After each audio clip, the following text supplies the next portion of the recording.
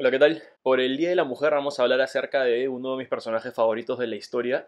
Es Irene de Atenas, que es la primera mujer en llevar el título de emperador de Roma. Esto empieza así. Constantino V es emperador del Imperio Romano del Este. Acuérdense que en ese momento Roma rodeaba todo el Mediterráneo y estaba partido en dos. El oeste, donde está la península itálica, donde está la actual ciudad de Roma, y el este, donde está la capital Constantinopla. Para ese entonces, el Imperio Romano de Occidente, la parte que tiene Italia y Roma, ya estaba destruido, ya no existía, y quedaban pedazos que el Imperio Romano de Oriente había reconquistado, como la isla de Sicilia, algunos pedacitos de Italia, como por ejemplo Roma misma. La misma ciudad de Roma todavía estaba como parte del Imperio Romano de Oriente. Bueno, entonces está Constantino V, se va de viaje a Grecia y trae a Irene de Atenas para que se case con su hijo Leo.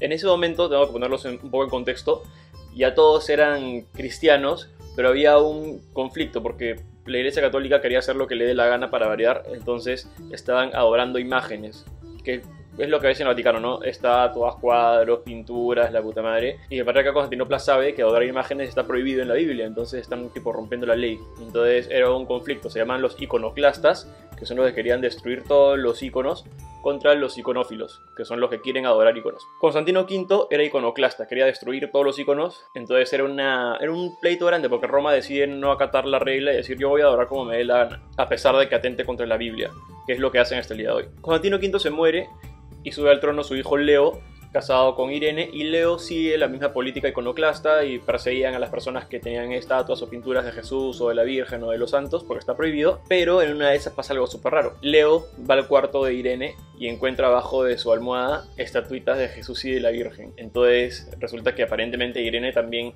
adoraba con íconos, entonces era una especie de tradición. Como ya tenían un hijo, Leo agarra a su esposa y en castigo le dice que nunca más va a tener sexo con ella. Y entonces empieza como con una división. Irene se pega un montón a su hijo, que como son súper originales, el hijo se llamaba Constantino también. Y después de un tiempo, Leo se muere.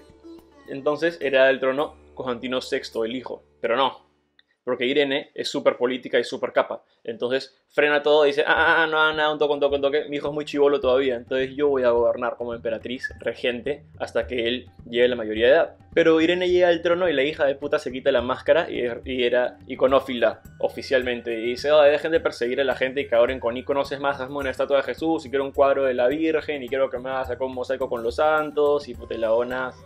Se deshace todas las reformas. Para que no haya mucha controversia, manda a imprimir las monedas con su cara y con la de su hijo, para que vean, los dos gobernamos. Pero Irene es una pendeja, porque en la monedita sale ella sosteniendo la orbe imperial, no su hijo. Entonces es como que ella es la que la lleva. Le duró 2 meses creo y después empezó a imprimir las siguientes monedas donde solamente salía ella sin su hijo. Entonces ya como que le empezó a rimar al chibolo. ¿Y qué opinaba del chibolo? En verdad el chibolo sí estaba medio empinchado porque él había recibido la misma crianza que su abuelo y que su papá. Entonces era súper iconoclasta, súper pro bizantino y Constantinopla. Y la ama en verdad se cagaba un poco en el asunto. Entonces él se consideraba Constantino VI, el emperador, y su mamá ya ni siquiera lo ponía en las monedas. Entonces como que empieza a ver ya un roche. Él no era tan huevón como aparentaba, entonces empieza a hacer unas movidas políticas para ver cómo puede sacar a su vieja de ahí y hacerse con el trono antes de que cumpla los 17 años, pero Irene es mucho más rápida, entonces lo encuentra y empieza a modificar todas las leyes y de hoy en adelante todos los votos de fidelidad y lealtad se hacen a mí, no a él.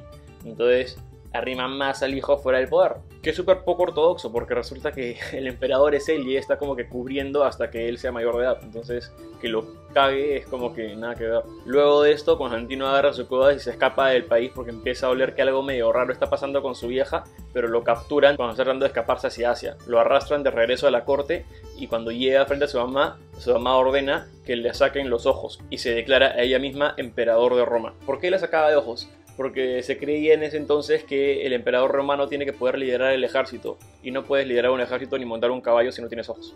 Entonces así soluciona el problema.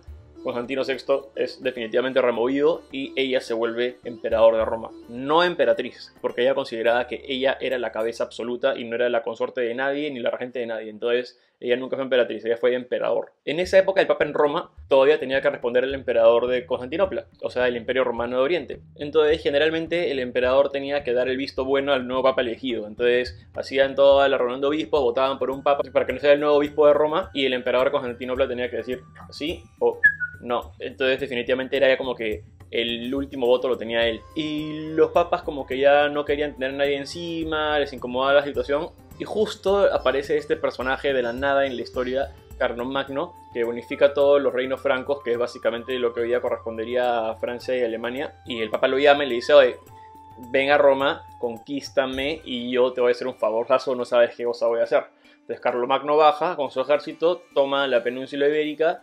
Los bizantinos, o sea, los del Imperio Romano de Oriente no tienen cómo defenderlo porque es un ejercitazo. Y el Imperio Romano Oriental en verdad ya está en decadencia, en bastante decadencia. Y cuando llega Carlomagno, el Papa lo declara Sacro Emperador Romano. Entonces, este es un choque grandazo porque el Papa ahora está reconociendo a Carlomagno como el nuevo emperador de Roma, pero Irene dice: brother, yo soy el emperador de Roma y yo estoy sentada en Constantinopla, la capital del Imperio Romano. ¿Quién es este huevón? ¿De dónde salió este bárbaro salvaje? Puta, de Francia, que ni siquiera existe como país todavía. ¿Quién es? ¿Y qué es el Sacro Imperio Romano? Entonces el Papa se había inventado una serie de conceptos nuevos para poder liberarse de los romanos de Oriente. El argumento del Papa era que como Irene era mujer, en realidad no podía gobernar. Entonces el título de emperador estaba vacante porque no reconocía que ella fuera emperador. Entonces por eso, como nadie era emperador, agarró la corona y aprovechó y se la puso a alguien más, como si el Papa tuviera su autoridad. Entonces de esa forma el Papa se da ese mismo poder a él mismo en ese momento que se acaba de inventar, que es algo que la Iglesia Católica va a hacer a lo largo de toda la historia después: inventarse normas que no existen y asimilarlas como tradición. Carlomagno igual hizo un approach medio raro porque empezó a escribirse con Irene para ver si es que quería casarse con ella, porque si es que Carlomagno, ahora con el título que le ha dado el Papa, es medio raro para él y para todo el planeta, porque es como que ¿desde cuándo el Papa decide cuando en verdad el emperador es el que da el visto bueno al Papa y no al revés? Entonces, si Carlomagno se casaba con Irene, que es la emperador de Roma, y era como que no había ningún problema, gobierna fresh, aceptamos tu título, ¿no? Pero Irene es súper orgullosa, pues si ella es emperador de Roma auténtica. Entonces ella lo rechaza porque dice que no puede casarse con un bárbaro. Sería una movida política súper peligrosa, sobre todo que la posición de Irene a estas alturas, de haber arrimado a su hijo, haberle sacado los ojos, haber asumido el poder, también era medio enclenque dentro del mismo Imperio Romano de Oriente. Entonces casarse con un salvaje francés que había querido robarle la corona no iba a tener un buen impacto de ninguna manera. Eventualmente toda la vaina de ser iconófila y haber tenido todo este roche, haber perdido todo el control sobre el Papa y que haya aparecido un nuevo emperador romano en otro país, hizo que la situación sea medio fregada. Entonces Irene gobierna el Imperio Romano desde el año 797 hasta el 802. ¿Qué pasa en el 802?